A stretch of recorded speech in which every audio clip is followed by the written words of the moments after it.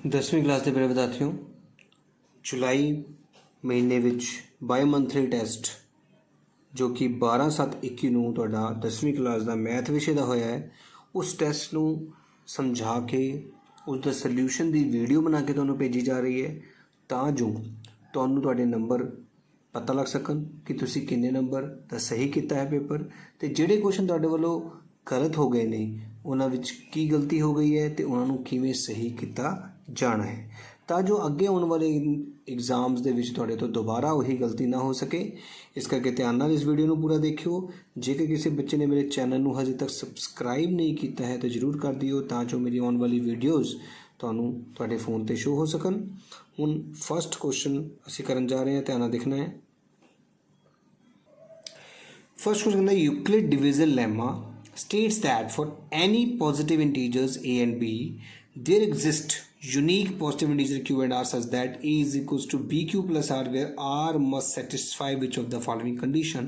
Euclid वंड परिमेका ਦੇ ਅਨੁਸਾਰ ਦਿੱਤੀਆਂ ਹੋਈਆਂ ਦੋ ਧਨਾਤਮਕ ਸੰਪੂਰਨ ਸੰਖਿਆਵਾਂ a ਤੇ b ਲਈ ਦੋ ਵਿਲੱਖਣ ਧਨਾਤਮਕ ਸੰਪੂਰਨ ਸੰਖਿਆਵਾਂ q ਤੇ r ਹੁੰਦੀਆਂ ਹਨ ਜਿੱਥੇ r ਹੇਠ ਦਿੱਤੀਆਂ ਹੋਈਆਂ ਵਿੱਚੋਂ ਇੱਕ ਸ਼ਰਤ ਨੂੰ ਪੂਰਾ ਕਰਦਾ ਹੈ। ਯਾਦ ਰੱਖੋ ਬੇਟਾ, r ਦੀ ਜਿਹੜੀ ਸ਼ਰਤ ਹੈ ਨਾ ਪਹਿਲੇ ਕੁਐਸਚਨ ਦੇ ਲਈ ਉਹ ਹਮੇਸ਼ਾ 0 ਦੇ ਇੱਥੇ ਇਸ ਖੱਬੇ ਪਾਸੇ 0 ਹੁੰਦਾ ਹੈ, ਸੱਜੇ ਪਾਸੇ b ਹੁੰਦਾ ਹੈ, ਧਿਆਨ ਨਾਲ ਸਮਝਣਾ ਹੈ। ਤੇ r ਦੇ ਕੋਲ ਇਸ ਦੇ ਨਾਲ ਨਾਲ ਇੱਕ ਆਹ ਵਾਲਾ ਸਾਈਨ ਜ਼ਰੂਰ ਹੁੰਦਾ ਬੇਟਾ ਬਰਾਬਰੇ ਦਾ, ਤੇ ਬਰਾਬਰੇ ਦਾ ਨਿਸ਼ਾਨ ਸਿਰਫ 0 ਕੋਲ ਹੁੰਦਾ ਬੇਟਾ, b ਕੋਲ ਨਹੀਂ ਹੁੰਦਾ। देखो पहले क्वेश्चन ਦੇ ਵਿੱਚ 0 है ही नहीं, ਕੱਟ ਦਿਓ। ਦੂਜੇ ਵਿੱਚ 0 ਤਾਂ ਹੈ ਪਰ 0 ਦੇ ਕੋਲ ਬਰਾਬਰ ਦਾ ਨਿਸ਼ਾਨ ਨਹੀਂ, b ਦੇ ਕੋਲ ਹੈ, ਉਹ ਵੀ ਗਲਤ ਹੋ ਗਿਆ। ਆਹ ਦੇਖੋ ਤੀਜਾ ਆਪਸ਼ਨ ਬਿਲकुल सही ऑप्शन सी पहले क्वेश्चन का राइट आंसर हो चुका है। याद रखना है कि 0 के कोल एक बराबर होता है क्योंकि जो रिमाइंडर है जो बाकी है वो 0 के बराबर हो सकता है या 0 तो वड्डा होता है पर b तो छोटा। दूजा क्वेश्चन देखते हैं, how many factors does a prime number have. किसी अपाज संख्या के किन्ने गुणनखंड होंगे, तो याद होएगा अपाज संख्या में होंगे है या 2 3 5 7 11। याद आप लिखते होंगे 2 के गुणनखंड होंगे 1 ते 2, 3 का भी 1 ते 3। मतलब अपाज संख्या की की डेफिनेशन होंगी है कि वह संख्या जी अपने पाड़े ते आवे या एक दे पाड़े ते आवे। इसका मतलब किन्ने गुणनखंड हो गए बेटा जी 2। हर एक रकम के 2 गुणनखंड होंगे ने किहड़े, एक वो आप खुद। तो 2 आंसर आया। तो क्वेश्चन नंबर सेकंड का साढ़े को आंसर आ गया जी ए ऑप्शन। थर्ड क्वेश्चन करांगे, what is the HCF of 2 consecutive prime. फिर वही गल आ गई, दो लगातार अपाज संख्यावां दा मासावा। अपाज संख्यावां होंदी ने लगातार 2 ते 3 ते मासावा की होएगा, HCF की होएगा इन्हां दा हमेशा 1। याद रखना है अपाज संख्यावां मैं की दस्सिया सी, अपाज संख्यावां दे गुणनखंड होंदे ने 2 का की होएगा, 2 का गुणनखंड होएगा 1 ते 2, 3 का 1 ते 3 ते सांझा की होया 1 ही होया ना। इसका मतलब आंसर की आएगा मासावा 1 आएगा। HCF कितना आएगा 1, तो ऑप्शन सी। इस तरह क्वेश्चन तीजे का तुहाडा ऑप्शन आ गया सी ऑप्शन। चौथा क्वेश्चन आ गया जी बेटा, what is the degree of linear. रेखी बहुपद की डिग्री कितनी होंगी है, घात। याद रखने बेटे जी रेखी बहुपद की घात होंगी है 1। सीधा ही आंसर आ गया साढ़े कोल। पंजवें क्वेश्चन पर पहुँच चुके हैं। चौथे की ऑप्शन लिखनी रहेगी बेटा, ऑप्शन हैगी सी।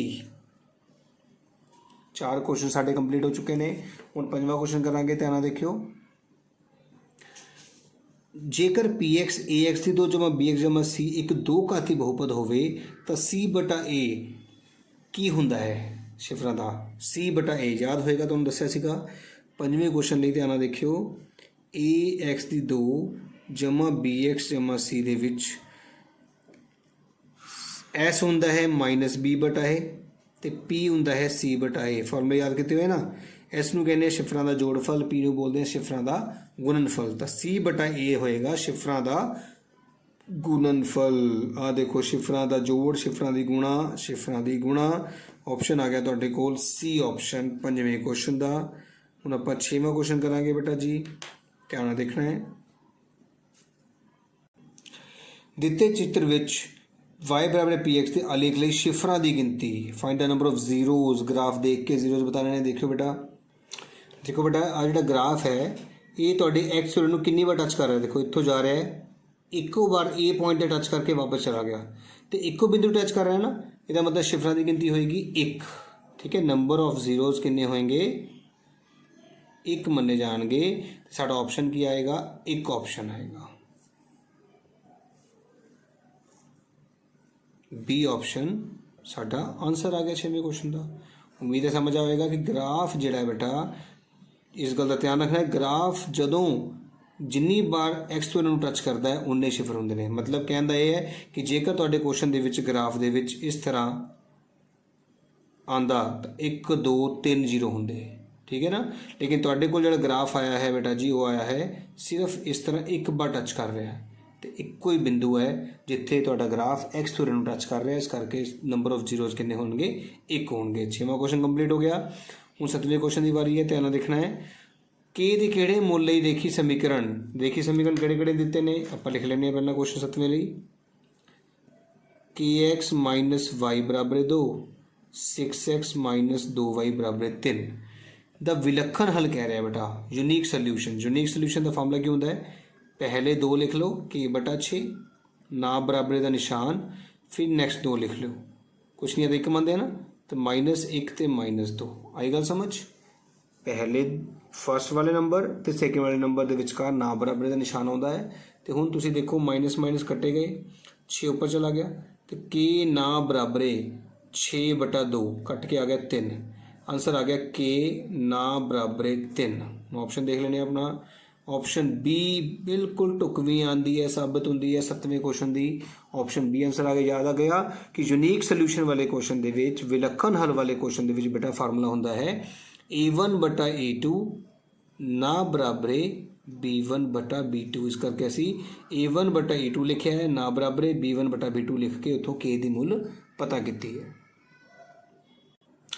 8वां क्वेश्चन कहते हैं जेकर रेखी समीकरणों के जोड़े का आलेख बना लीए। देखो आलेख एक बिंदु ते कट्टे, एक बिंदु ते कट गया तो उस ते किन्ने हल होंगे ने। देखो जे एक बिंदु ते कट रहा तो एको ही हल होएगा, ठीक है ना। तो असीं की लिखांगे ऑप्शन दे विच यूनीक सोल्यूशन, एक विलखण हल होगा उस इक्वेशन का ए ऑप्शन। क्लीयर है, याद रखना है कि जेकर ग्राफ कदे मिलते नहीं तो उसते नो हल, कोई हल नहीं होंदा जो समांतर रेखा आ जांदियां ने ना। तो जो इक्को लाइन के उपर लाइन आए तो अनेक हल, सानू क्या गया आपस च कटते ने, इस करके एक हल मन्निया जाएगा। 9वां क्वेश्चन कहते जी एक्स बराबर 2 तो वाई बराबर 6 होवे तो रेखावां की बननगियां। बेटा ध्यान देखियो, एक्स कितना है 2 है, तो वाई कितना है 6 है। ये मतलब हमेशा पहला एक्स होंदा फिर वाई होंदा, पता ना सारिਆਂ ਨੂੰ। तो पहला एक्स भरना है फिर वाई। 2,6 देखो कितने है, आ है 6,2 6,2 2,6 बिल्कुल ठीक। तो क्वेश्चन नंबर 9वें क्वेश्चन का डी ऑप्शन आ गया, क्योंकि एक्स की वैल्यू 2 दी गई है तो वाई की 6, तो पहला 2 होएगा फिर 6 आएगा। 10वां क्वेश्चन करते हैं। 10वें क्वेश्चन कहता है बहुत ही सौखा क्वेश्चन है बेटा, किसी चीज़ के होने की संभावना तो ना होने की संभावना बराबर हमेशा एक होंगी है। याद रखना प्रोबेबिलिटी ऑफ ई जमा प्रोबेबिलिटी ऑफ नॉट ई हमेशा की होंदा है, एक दे बराबर होंदा है। तो ऑप्शन तुहाडे कोल किहड़ी आ गई है, बी ऑप्शन। उम्मीद है समझ आया होगा। हुण आपां 11वां क्वेश्चन करन जा रहे हैं, ध्यान देखियो। एक गैर लीप साल विच 53 ਐਤਵਾਰ होने की संभावना, what is the probability that an ordinary year has 53 Sunday. याद रखो 2 तरह के क्वेश्चन आते हैं, एक गैर लीप ईयर एक लीप साल, मतलब गैर हट जाऊगा। जे गैर लीप ईयर आ गया, गैर लीप साल आ गया तो आंसर होंदा है 1/7। तो जे कला लीप साल आ गया, लीप साल, तो आंसर होंदा 2/7। सानू पूछा गया ये वाला, ये नहीं पूछा गया, ठीक है। लीप साल दे विच 2/7 याद रख लो। कदे भी क्वेश्चन आ जाए कि what is the probability that in a leap year, leap year दे विच 53 संडे आ गए तो 2/7, तो जे ऑर्डीनरी ईयर दे विच आ गए तो 1/7। तो साडा आंसर 1/7 होएगा, ए ऑप्शन। 2/7 कई बच्चों ने टिक किया हुआ है। याद रखियो जिहड़ा आम साल होंदे ना ऑर्डीनरी साल, उहदे विच 1/7 आंसर आता है, तो जिहड़े दूजे होंदे उहदे विच 2/7 आता है। 12वां क्वेश्चन, एक पासे नूं एक बार सुटिया जाता है तो अभाज्य संख्या प्राप्त करने की संभावना। बेटा संभावना का फॉर्मूला तुहानूं याद कराया होया चंगी तरह। संभावना का फॉर्मूला होंदा थल्ले टोटल परिणाम, ऊपर अनुकूल परिणाम। कुल परिणाम तो पासा सुटन के 6 होंगे पता ही है। अनुकूल होंगे ने किन्ने अपात संख्यावां ने, अपात संख्या 2 होंगी है, 3 होंगी है तो 5 होंगी है, मतलब कितनी अपात संख्यावां ने 3, तो आंसर आएगा 3/6। याद रखो जदों भी संभावना का क्वेश्चन करना है बेटा थले पासे वाला क्वेश्चन है तो 6 पक्का ही होना है। उपर जिहड़ी संख्या मंगी गई है वो कितनियां ने, जी अपात संख्या मंगी है तो देखो अपात संख्यावां 3 है, इस करके आप 3 लिखा। जो जिस संख्या क्या जाऊगा तो भी जिस संख्या होंगे ने 2 4 6 वो भी 3 होंगे ने, टाँक भी 3 होंगे ने। 3/6 नूं कट के आ गया साढ़े कोल 1/2 आंसर। ऑप्शन किहड़ा आ गया देखो बी ऑप्शन। लो जी 13वें क्वेश्चन वाल मूव कर गए आप। 13वें क्वेश्चन च कहता है कि जेकर कोई पी किसी अपात संख्या है तो पी के की घात 2 नूं भाग करती है तो पी निश्चित तौर पर डैश नूं भाग करेगी। बेटा जे कोई पी के की 2 नूं भाग करती है ना तो वह पी के नूं भी भाग करेगी, श्योर है, घात हटा दो। इसका मतलब ऑप्शन किहड़ा आएगा बी ऑप्शन। याद रखना है जे कोई अखर किसी की 2 घात नूं भाग कर रहा है तो वो उस घात तो हटा के उस नंबर नूं भी भाग करेगा। एक वास्तविक संख्या ए बहुपद एफ ऑफ एक्स का शिफर कहलाती है जेकर डैश होवे। बेटा शिफर का मतलब होंगे 0 के बराबर आंसर होना है ना, तो अंडरस्टूड है, तुहानूं साफ ही दिख रहा है कि तुहाडे कोल क्वेश्चन 14वें का आंसर जिहड़ा है वो सी होएगा, क्योंकि जो 0 के बराबर आंसर आता तो ही उसनूं शिफर कहा जाता है। 15वां क्वेश्चन रेखी समीकरण के जोड़े के हल पता करने ने। बेटा यदा मतलब 2 आंसर इदा के लभने ने जिन्होंने जोड़ के 14 आ रहा है तो घटा के आ रहा है 4। सोचो जोड़ के 14, देखो 9 ते 5 14 जोड़ के घटा के 4, पहले ही ऑप्शन सही ऑप्शन है तुहाडा, दूजा देखने की लोड़ ही नहीं है क्योंकि पहले ऑप्शन के विच जिहड़े जोड़िया तो 14 आ गया तो घटाया तो 4 आ गया। लो जी 16वें क्वेश्चन वाल मूव करते हैं जिहड़े कि ट्रू एंड फॉल्स क्वेश्चन आ गए ने। 16वां क्वेश्चन कहता है कि वर्गमूल 5 - 3 - 2 एक परिमेय संख्या है। गलत कह रहा है बेटा जी, क्योंकि वर्गमूल 5 टुटदा नहीं है, इस करके यह अपरिमेय संख्या होएगी, बी ऑप्शन पर फॉल्स। 17वें क्वेश्चन च कहता है x3 जमा 2x बराबर 3 एक लीनियर पोलिनोमियल है, रेखी बहुपद की घात 1 होंगी है, जबकि इत्थे घात कितनी है 2, तो ये भी गलत कह रहा है, ये रेखी बहुपद नहीं है, 2 घाती बहुपद है, यदा भी ऑप्शन बी आ चुका है। 18वां क्वेश्चन निश्चित घटना के वापरन की संभावना 1 होंगी है, बिल्कुल सही, ये ऑप्शन। 19वां क्वेश्चन रेखी समीकरण के जोड़े नूं संगत उदों ही कहा जाता है जदों उसका घट्टो घट 1 हल होवे, बिल्कुल सही, जिस चीज़ का हल है उसी नूं संगत कहा जाऊगा, ये ऑप्शन। कहता है कि जेकर किसी समीकरण का एक विलक्षण हल है तो उसका फार्मूला a1/a2 बराबर b1/b2 होंगे, गलत बेटा, a1/b1 बराबर a2/b2 होंगे, गलत।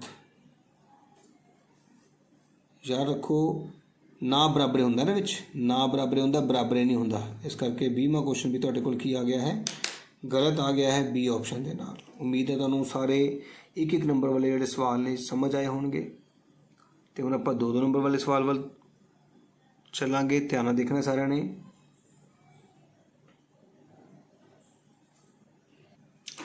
21वां सवाल 2 नंबर वास्ते, एक मिठाई विक्रेता को 420 काजू दी बर्फियां तो 130 बदाम दी बर्फियां हैं, वो उन्होंने दी बर्फियां ढेरियां बनाना चाहता है।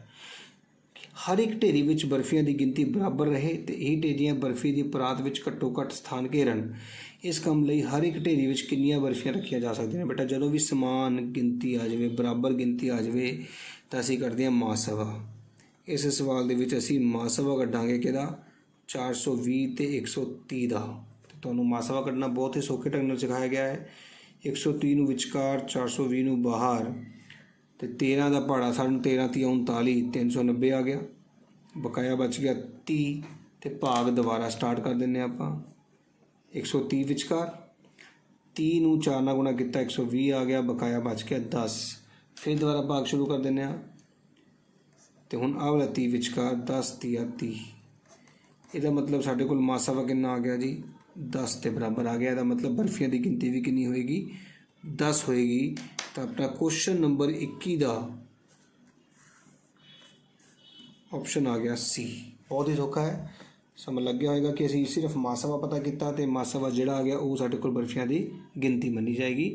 22वें क्वेश्चन दे विच देखो, मासावा पता करना है किहदा 26 ते 91 का। कितना सौखा है बेटा जी, 26 नूं विचकार रखना है, 91 नूं बाहर, तो 26 दूने 52, 26 तीया 78। ध्यान नाल देखियो,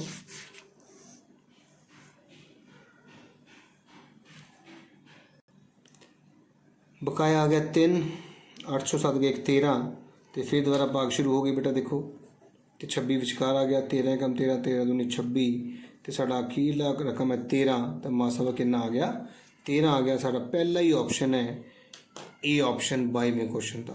उम्मीद है समझ आया होगा कि सिर्फ मासावा, देखो पहले क्वेश्चन च भी मासावा पता किया तो दूजे क्वेश्चन के भी असी मासावा ही पता किया है। हुण आपां तीजा क्वेश्चन करांगे, 23वां क्वेश्चन, ध्यान देखियो।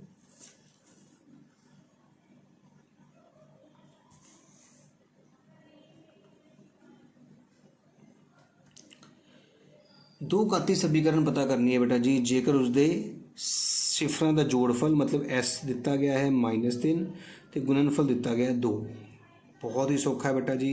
इक्वेशन की होंगी है एक्स की घात 2 -SX जमा पी। याद रख लो, बस छोटा जा काम है। हुण एस की थां की भरना है आपां -3 तो पी की थां ते की भरना 2, बस इदां लिख लो। हुण आ भी माइनस ए भी माइनस मिल गया, हो गया प्लस, एस की थां 3 आ गया एक्स, तो इधर प्लस ही है +2। साढ़े आंसर की आ गया एक्स की 2 जमा 3x जमा 2, ऑप्शन सी। इस तरह 23वें क्वेश्चन का साढ़े को ऑप्शन कितना आ गया, सी आ गया। उम्मीद है समझ आएगा। 24वां क्वेश्चन देखो,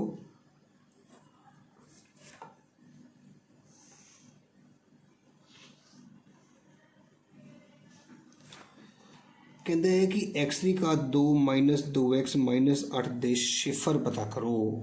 शिफर कितना पता करते हैं असी, मिडल टर्म स्प्लिटिंग तो। हुण गुणा करन ते चाहिए है 8, दो रकम दसो जिन्होंने गुणा करके 8 आवे तो घटा के 2 आवे, 4 ते 2 है ना, 4 माइनस दा ते 2 प्लस दा। पहले दो खाने दे विच एक्स कॉमन कढ़िया, एक्स -4, फिर इन्हां दोनों दे विचों 2 कॉमन कढ़िया, एक्स 2 8 के अंदर 4 ते 4 दूनी 8। हुण एक्स -4 कॉमन कढ़ लिया तो बच गया एक्स जमा 2, तो जां तो एक्स -4 बराबर 0 मनिया जाएगा, जां एक्स जमा 2 बराबर 4 0 मनिया जाएगा। एक्स की मूल्य या तो 4 होएगा जां होएगा -2। तो साढ़े को ऑप्शन आ गया 4, -2, बी ऑप्शन। उम्मीद है समझ आया होएगा। एक होर तरीका है बेटा इस क्वेश्चन को करन दा, ध्यान देखियो सारे। हुण देखो तुहाडे कोल जिहड़ी इक्वेशन है वो की है, एक्स की घात 2 -2x -8 है ना।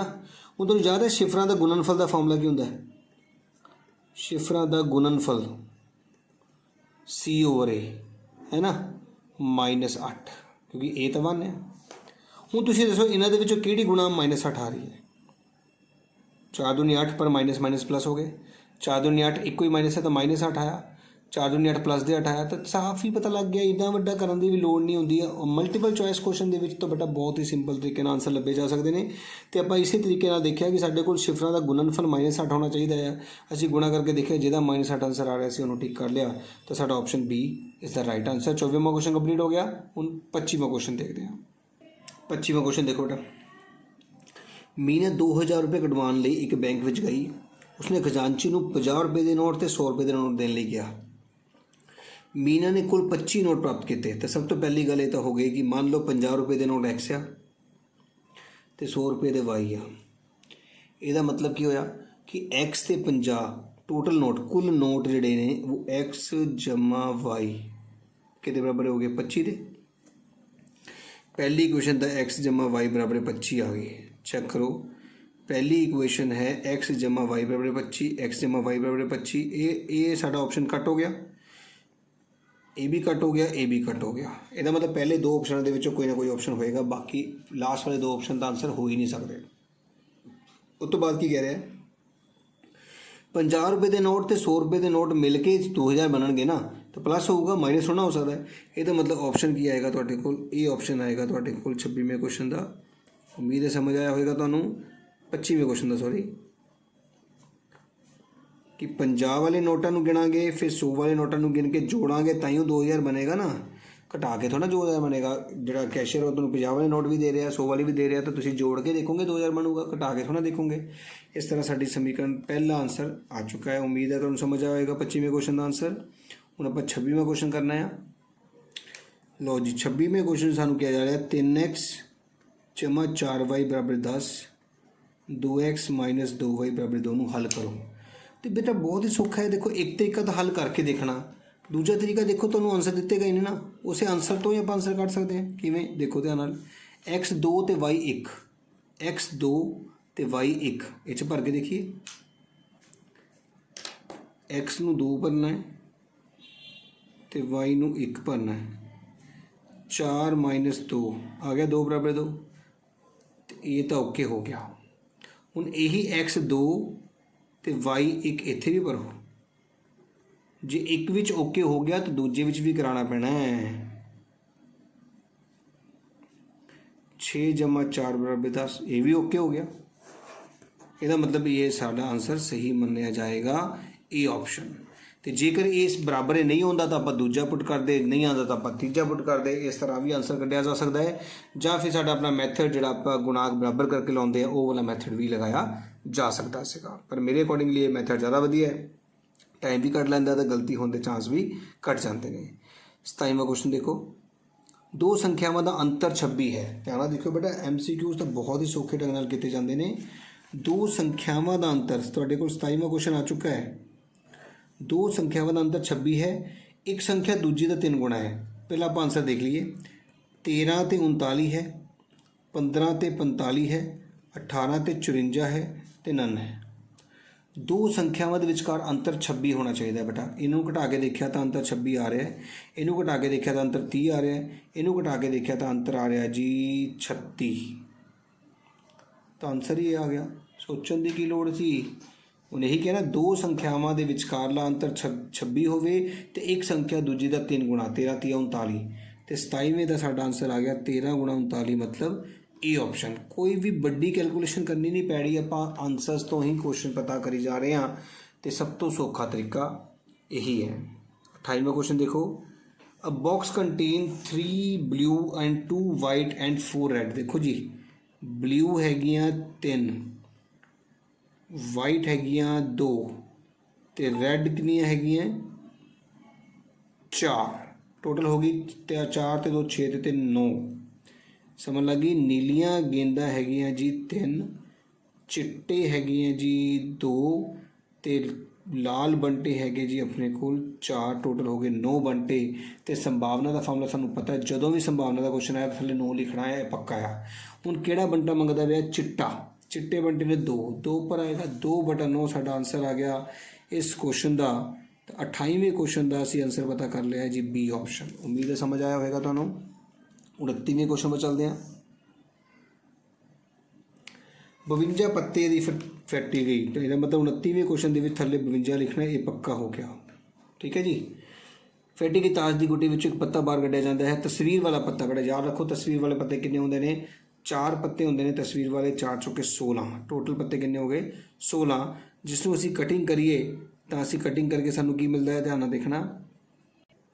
12 होंगे ने बेटा, एक जैक, क्वीन, किंग।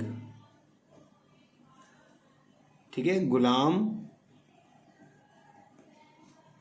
बेगम ते बादशाह।